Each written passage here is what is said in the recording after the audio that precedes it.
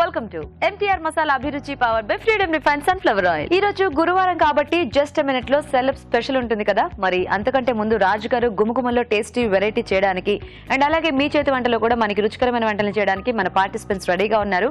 మరి ఇవన్నీ చూడాలి అంటే లేట్ చేయకుండా మన ఎపిసోడ్ ని స్టార్ట్ చేసేయారు కదా, మనం మొదలు పెట్టేద్దామా?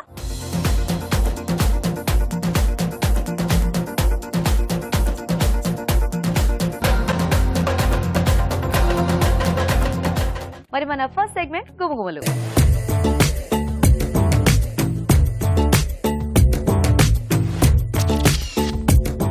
హాయ్ రాజు గారు. హలో అండి. సో గుమగుమల్లో ఈ రోజు మీరు ఏం వెరైటీ చేయబోతున్నారు? మసూర్ దాల్ సాంబార్ అండి.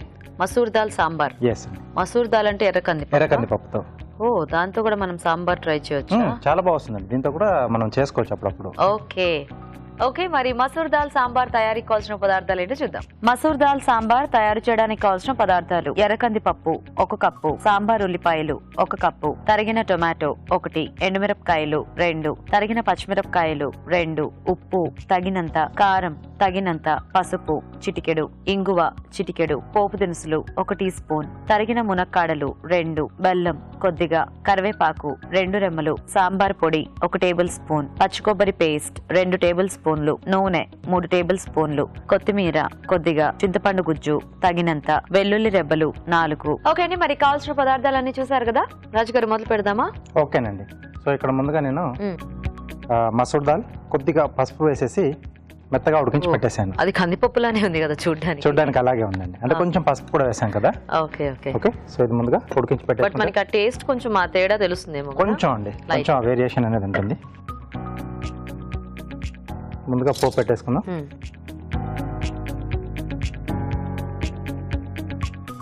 కొద్దిగా ఆయిల్ వేసుకుని, ఎండుమిరపకాయలు, పోపు దినుసులు,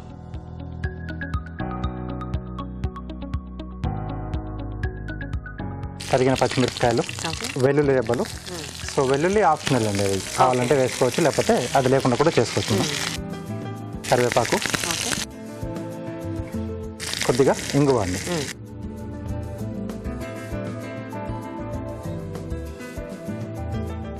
సో వీటితో పాటుగా మునక్కాడలు, అలాగే సాంబార్ ఉల్లిపాయలు, సరిపడా ఉప్పు ఇక్కడ యాడ్ చేస్తున్నాం. కొద్దిగా కారం అండి, అలాగే కొంచెం పసుపు,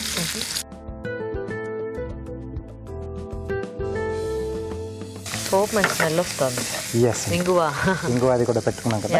సో మనకు కొంచెం ఈ మునక్కాడలు అలాగే కొద్దిగా సాంబార్ ఉల్లిపాయలు కొద్దిగా వేగితే మనం పప్పు అది యాడ్ చేసుకోవచ్చు. ఓకే అండి, ఇక్కడ ఇవి వేగుతుంటే ఈలోగా మనం ఒక మంచి చిట్కా చూద్దాం. ఇప్పుడు మీకోసం మొదటి చిట్కా. గ్రేవీ కూరలు చేసుకున్నప్పుడు అవి బాగా పలచబడిపోయాయి అనుకోండి, అంటే నీళ్ళు ఎక్కువగా వేసేసినా ఇలా పలచబడినప్పుడు అందులో కొద్దిగా బ్రెడ్ ముక్కని తుంచి పొడిలాగా చేసి వేసేసామనుకోండి, గ్రేవీ కూర బాగా చిక్కబడుతుంది, చపాతీలోకి అన్నంలోకి హ్యాపీగా తినొచ్చు. చిట్కా చూసారు కదండి. ఓకేనా రాజు గారు? ఓకే అండి. సో ఇప్పుడు దీంట్లో చింతపండు గుజ్జు,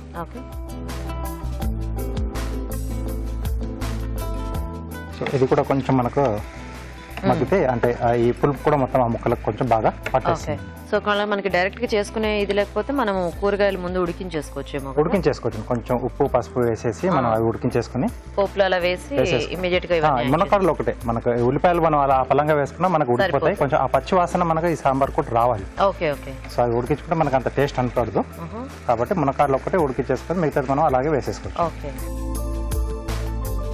ఓకే, దీంట్లో మనం ముందుగా ఉడికించి పెట్టేసుకున్నాం ఎర్రకందిపప్పు,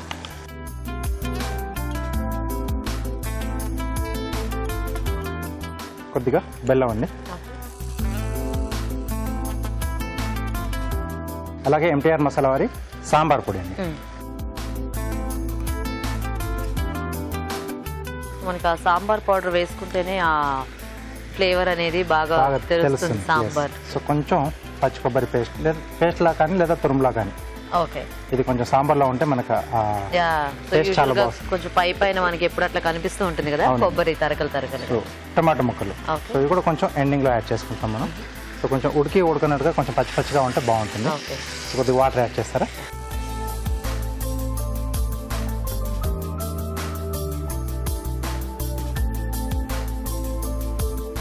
సో అది వరకు మనం అంటే కొంచెం సాంబార్ పొడి ఎలా చేసుకోవాలో చూపించాం. సాంబార్ అంటే పొడి కాకుండా పేస్ట్ లా కూడా ఎలా వాడుకోవచ్చు వాళ్ళు కూడా చూపించాం.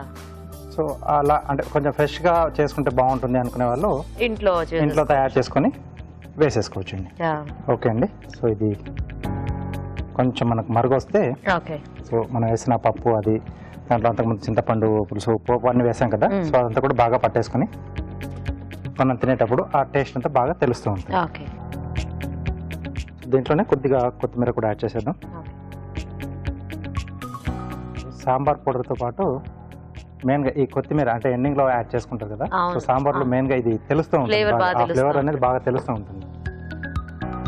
మళ్ళీ వచ్చేసి కొంచెం కమ్మదనం అంటే బెల్లం కానీ లేదా పంచదార కానీ యాడ్ చేస్తారు కదా. అవును, జస్ట్ ఒక 1 స్పూన్ వేయటం చాలా మందికి అలవాటు అలా ఉంటేనే కొంచెం బాగుంటుంది. సో రాజు గారు యూజువల్ గా సాంబార్ అంటే కందిపప్పే కదా మనకి ఫస్ట్ గుర్తొచ్చేది. అవునండి. సో ఇప్పుడు కందిపప్పు కాకుండా ఇంకా సాంబార్ ఏ పప్పుతో ట్రై చేయొచ్చు? ఎక్కువ మటుకు మనకు కందిపప్పు అండి. దాని తర్వాత సెకండ్ ఆప్షన్ వచ్చేసి ఎర్ర కందిపప్పు. లేదనుకుంటే ఎప్పుడన్నా కొంచెం మనం కొద్ది క్వాంటిటీలో ఉన్నప్పుడు మిక్స్డ్ దాల్తో చేసుకోవచ్చు. ఓకే. సో హైదరాబాద్ లో ఒక డిష్ చేస్తారు దాల్చా. సో అదేంటంటే కందిపప్పు శనగపప్పు ఈ రెండింటి కాంబినేషన్ లో వస్తుంది అది. సో ఆ ఫ్లేవర్ ఇంకొంచెం డిఫరెంట్ గా ఉంటుంది. Okay okay. అదే అంటే మనకి ఇప్పుడు సాంబార్ అనేసరికి మనకి మోస్ట్లీ ఆ కందిపప్పు ఫ్లేవర్ అలవాటు కదా. ఎస్ అండి. సో కాబట్టి ఎప్పుడైనా మిక్స్డ్ దాల్తో చేసినా మనకి కందిపప్పు ఉంటుంది కాబట్టి మనకి ఎక్కువ వేరియేషన్ అనేది అనిపించదు. ఓకే. సో ఆల్మోస్ట్ అయిపోయిందండి. సర్వ్ చేసుకుందాం.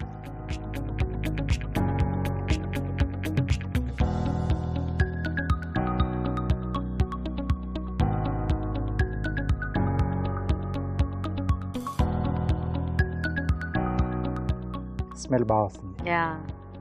ఓకే. మసూర్ దాల్ సాంబార్ రెడీ.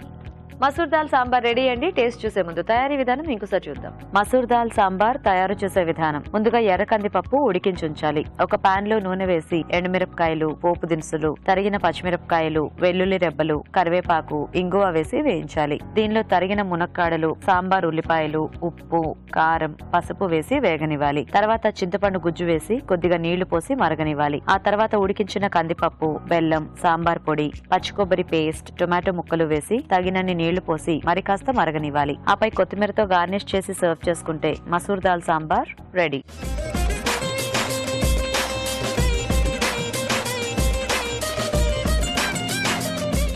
తయారీ విధానం చూసారు కదా. తీసుకుని రాజు గారు.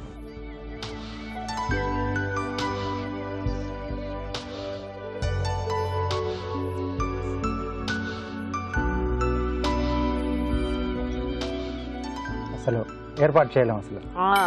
ఎర్ర కందిపప్పు అనేది అయితే అసలు తెలియట్లేదు. అంటే మనం యూజువల్ గా ఏదైనా వేపుళ్ళు అలా చేసుకున్నప్పుడు కొంచెం ఆ పప్పు వేసి ట్రై చేస్తే మనకి అప్పుడు టేస్ట్ కొంచెం పప్పు తగులుతూ ఉంటుంది కాబట్టి తెలుస్తుంది. ఇక్కడ ఏంటంటే ముందే అనుకున్నాం కదా, చింతపండు వచ్చింది, తర్వాత సాంబార్ పొడి పౌడర్ ఇవన్నీ వేసుకున్న తర్వాత అంటే ఇంగువ ఇంకా అన్నిటితో మామూలు సాంబార్ లానే వచ్చేసింది. కాకపోతే మీరు అన్నట్టు ఎప్పుడైనా మనకి ఆ పప్పు అందుబాటులో లేనప్పుడు ఆప్షనల్ గా దీంతో కూడా ట్రై చేయొచ్చు. సో చూసారు కదా మసూర్ దాల్ సాంబార్. మరి మీరు కూడా ట్రై చేసి చూడండి. ఇప్పుడు ఒక చిట్కా చూద్దాం.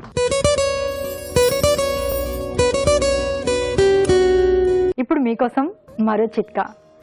చాలా రకాల కూరలకి, గ్రేవీలకి, ముఖ్యంగా మసాలా ఐటమ్స్కి అల్లం వెల్లుల్లి పేస్ట్ ఒక రవ్వ వేయంగానే దాని టేస్ట్ చాలా బాగా ఇంప్రూవ్ అవుతుంది. మరి ఈ అల్లం వెల్లుల్లి పేస్ట్ అప్పటికప్పుడు తయారు చేసుకోకుండా కొద్ది రోజుల పాటు ఉండడానికి తయారు చేసి నిల్వ ఉంచుకుంటూ ఉంటాం. కానీ ఇది నిల్వ ఉంచుకునేటట్లయితే అల్లం వెల్లుల్లి రెండు కూడా వేయించుకుని తర్వాత మిక్సీలో వేసి పేస్ట్ చేసుకుని నిల్వ ఉంచుకున్నట్లయితే చాలా రోజుల వరకు తాజాగా ఉంటుంది.